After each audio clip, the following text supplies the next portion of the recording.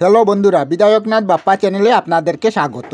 আজকে আমাদের টপিক জানেন কি নবরাত্রি 9টি রাতের মানে কি আসেন জেনে নেওয়া যাক। দুর্গাপূজা ও নবরাত্রি একে অপরের পরিপূরক। শরৎকালে যেমন ভারতবর্ষে দেবী দুর্গার আরাধনায় মেতে উঠে, তখন ভারতে নবরাত্রি পালনেও মেতে উঠে। হিন্দু সনাতন শাস্ত্র মতে পিতৃপক্ষের অবসান ঘটিয়ে দেবীপক্ষের সূচনা, অর্থাৎ মহালয়ার পরের দিন প্রতিপদ থেকে নবমী পর্যন্ত এই 9 রাত মা দুর্গার 9টি রূপকে পূজা করা হয়, আর এই পূজাকে বলে নবরাত্রি। মা দুর্গার এই 9 শক্তি নবদুর্গা নামে পরিচিত। মায়ের প্রতিটি রূপ আলাদা আলাদা অর্থ বহন করে। সেগুলি হলো, প্রথমে জানবো শৈলপুত্রী। নবরাত্রির পয়লা রাতে শৈলপুত্রীর পূজা করা হয়। নবদুর্গার প্রথম রূপ শৈলপুত্রী। শৈল মানে পাহাড় বা পর্বত, আর দুর্গা হলেন হিমালয় পর্বতের কন্যা। যেহেতু তিনি হিমালয় পর্বতের কন্যা, তাই তার নাম শৈলপুত্রী। এখানে দেবীর বাহন হলো ষাঁড়, আর তার এক হাতে থাকে ত্রিশূল ও অন্য হাতে পদ্ম। দ্বিতীয় রূপ পূজা করা হয় ব্রহ্মচারিণী। নবরাত্রির দ্বিতীয় দিন পূজা করা হয় ব্রহ্মচারিণীকে, যিনি ব্রহ্মাকে স্বয়ং জ্ঞান দান করেন, ভক্তকে তিনি ব্রহ্মপ্রীতি দান করেন। এখানে তার এক হাতে রুদ্রাক্ষের মালা আর অন্য হাতে থাকে কমণ্ডলু। তৃতীয় রাতে পূজা করা হয় চন্দ্রঘণ্টাকে। এখানে দেবীর মাথায় থাকে চাঁদ। দেবী দুর্গা মহিষাসুর বধের জন্য দেবরাজ ইন্দ্রের প্রাপ্ত ঘণ্টা, যার মধ্যে গজরাজ ঐরাবতের মহাশক্তি নিহিত ছিল। চন্দ্রের চেয়েও সুন্দর এই দেবী। নবরাত্রির চতুর্থ রাতে পূজা করা হয় কুষ্মুণ্ডা।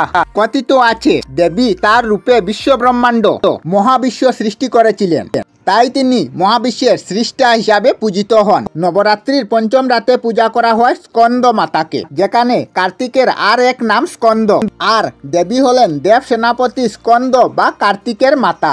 ষষ্ঠ রাতে পূজা করা হয় মাতা কাত্যায়নীকে। পুরাণ অনুসারে কাত্যায়ন নামের এক ঋষি ছিলেন। দেবী দুর্গা তার কন্যা রূপে জন্মেন, তাই দেবী দুর্গার এই রূপের নাম কাত্যায়নী। সপ্তম রূপে পূজা করা হয় কালরাত্রি।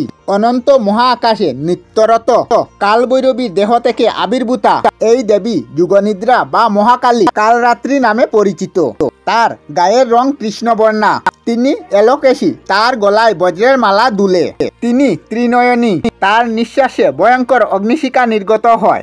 কালরাত্রির বাহন হলো গাদা। এই দেবীর 4 হাত। কালরাত্রি দেবীর রূপ ভয়ঙ্কর হলেও তিনি শুভ ফলের দেবী।